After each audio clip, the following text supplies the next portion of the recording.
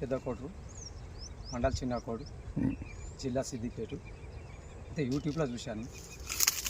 Fertiliser షాప్కి వెళ్ళి అడిగిన, అన్నది లక్ష్మి చీడు పెట్టు, రిజల్ట్ బాగుందన్నారు. తీసుకొచ్చి పెట్టిన.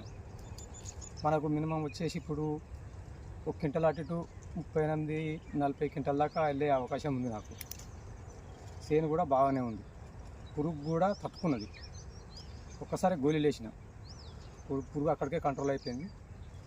సీడ్ కూడా బాగానే వచ్చింది, రిజల్ట్ కూడా మంచిగా ఉన్నది. నేను చేను పెట్టినాక మా పక్క రైతులు, పక్క పంటలు కూడా ఒక 10-12 మంది కూడా చూసారు.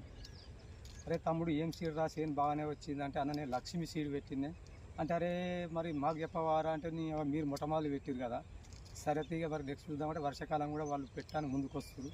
ఏం కంప్లైంట్ అంటే లక్ష్మి నా ప్యాకెట్ కూడా తీసుకుపోయారు వాళ్ళు.